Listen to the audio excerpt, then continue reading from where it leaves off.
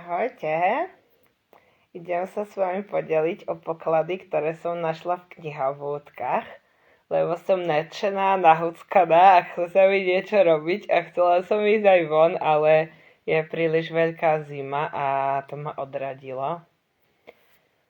Už sa mi nechcelo ísť druhý raz za deň von, už som dneska bola s deťmi v herničke, ako ste mohli vidieť v príbehu. Som tam natočila, bola tam herňa o vesmíre a dala som k tomu pesničku, že vesmír má tolik středu, kolik je v ňom bytostí. A potom tam bolo nemnej strach a Pajko vypadol z rakety zrovna. Tak to tam ešte pár hodín bude, keď chcete si pozrite. No a včera som bola na suché ihly, lebo som mala niečo s krkom, s lopatkou, takže ma to riadne odblokovalo a nevedela som už inú aktivitu vymyslieť, ako sa prejaviť. Chcela som sa nejako naživo prejaviť, ale vyliesť z bytu do takejto zimy bolo moc nadľudská úloha, takže sa idem s vami podeliť o knižky z knihobúdok. Takže prvá, Muž z jaskyne. Je to o chalanovi, ktorý mal bohatých rodičov, ktorí mu všetko dovolili a chýbal mu taký ten řád v živote, disciplína a toto. Chodil najprv aj na vojenskú školu, tam to bolo a tam sa mu to páčilo, ale potom nejak prestúpil na nejakú takú alternatívnu, kde sa nič nemuselo a nič nerobilo a začal sa poflakovať, začal utekať z domu, fajčiť, piť, fetovať, všetko možné. A potom nejak začal žiť v jaskyni, spoznal nejakých hippisákov, čo žili v jaskyni a ho to inšpirovalo. Taký jednoduchý život, čiže si tam vyliezol hore do jaskyne, tam býval, potom raz za čas zliezol dole s ruksakom, nakúpil si. No a vlastne tam ho ukľudnil jednak ten jednoduchý život a našiel tam Bibliu. A začal čítať tú Bibliu a ho to inšpirovalo, lebo predtým skúšal rôzne východné náboženstva a tam bolo, že má hľadať v sebe a nejak mu to nešlo touto cestou a potom teda sa dal na to kresťanstvo a potom nakoniec sa dokonca stal kazateľom. Tak to bola taká zaujímavá knižka, že fakt najprv tam bolo proste autentický príbeh toho mladého chalana, jak robil bordel, jak utekal, dostal sa do rôznych rizikových situácií a zrazu takýto prerod. Potom tam bolo aj ako si založil rodinu a proste zaujímavá knižka, aj som si poplakala pri nej. Napriek tomu, že my do kostola nechodíme, ale proste tá myšlienka mi prišla taká zaujímavá a dobrá knižka to bola. Potom ďalšia knižka nemá ten vrchný obal, takže ukážem takto. Mary Jana, alebo teda v origináli Mary Jane. Je to o černošskom dievčati, 12-ročnom, ktoré išlo na strednú školu, vlastne prvýkrát na strednú školu, ktorá bola dovtedy určená iba pre belochov. Vlastne černosi chodili na nejakú inú a ona a ešte nejakých ďalších, možno 5 detí.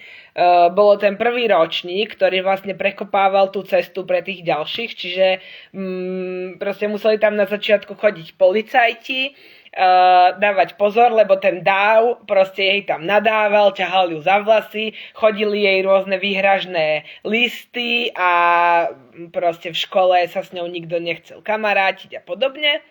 Potom postupne vlastne je tam tá jej cesta, ako sa s tým vyrovnala, ako bola odhodlaná napriek tomu všetkému proste ísť si tou svojou cestou. Potom postupne si tam našla aj kamarátku, pridala sa do prírodovedného krúžku, teraz tam vznikol zase problém, že niektoré parky boli segregované a mohli tam chodiť len bieli, čiže ona tam nemohla chodiť, čiže potom vlastne sa to riešilo v tom krúžku, že či teda bude sa chodiť iba tam, kde môžu všetci chodiť.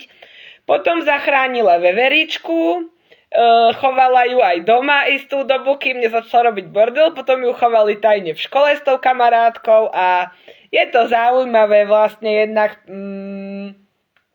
to detstvo, to dospievanie, jednak to, že vlastne tam bol ten rasizmus a jednak aj normálne také detské priateľstvo medzi deťmi so zvieratami a čiže zaujímavá knižka, pekná, je tam napísané, že je od 9 rokov, ale ja by som dala skôr tak asi od 11, prípadá mi, že od 9 rokov ešte úplne nie, neviem, možno tak aspoň od 10, od 11 by som ju dala.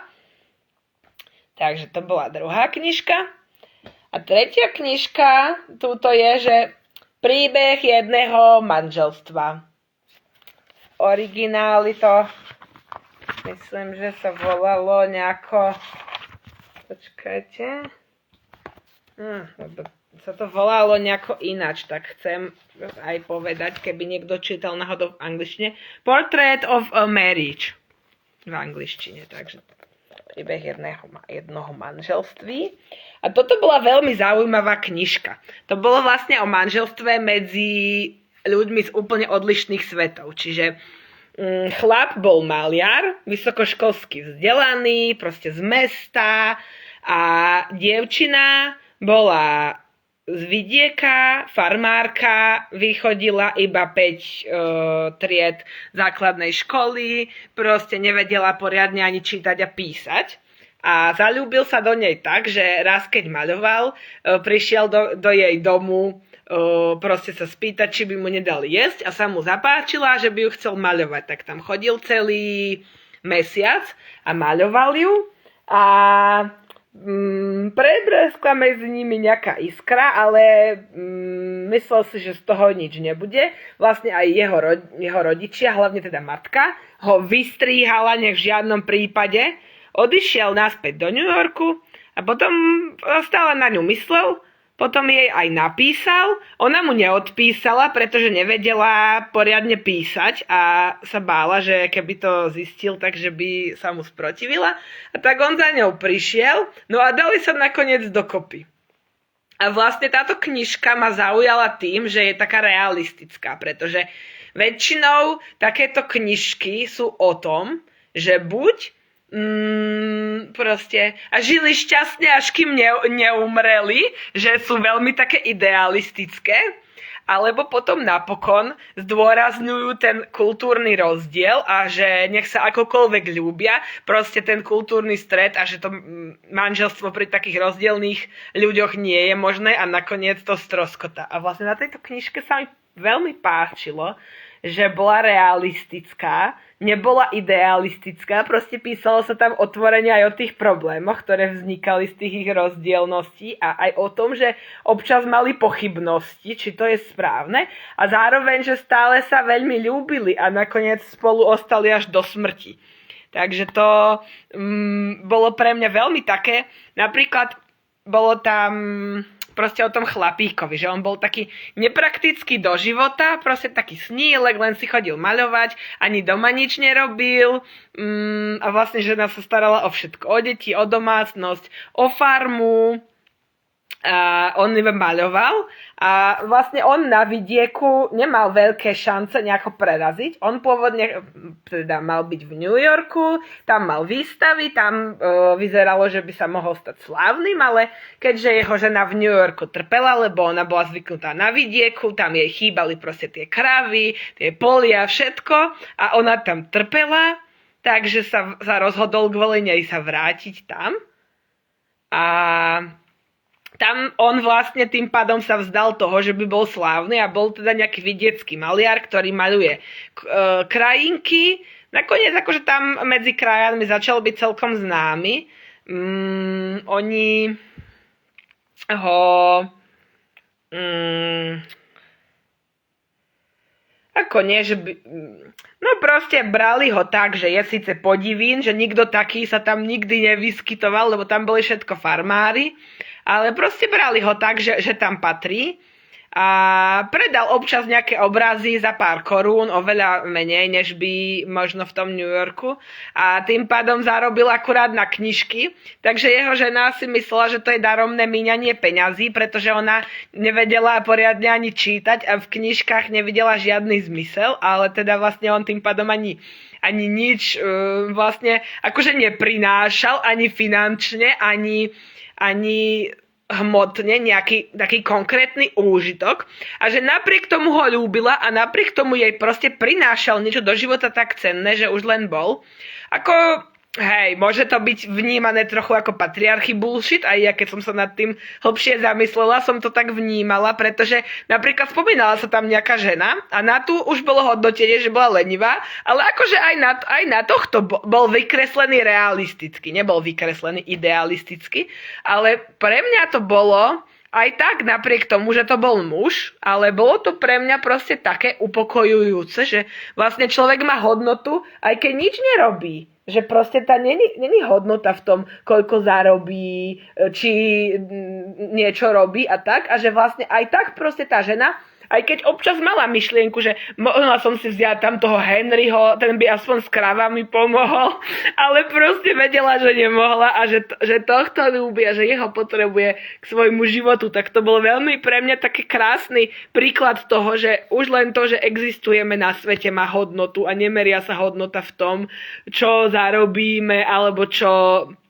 proste, alebo že či je človek slávny a podobne. Potom napríklad tam bolo, ja neviem, že mal nejaký taký impuls, že by odišiel z domu, že proste sa chcel ísť nejako hľadať, že či niečo z toho nebude, z toho jeho maľovanie, že či nejak neprerazí a že maľuje proste len tie stále pekné krajinky, že uviazol v komfortnej zóne a podobne.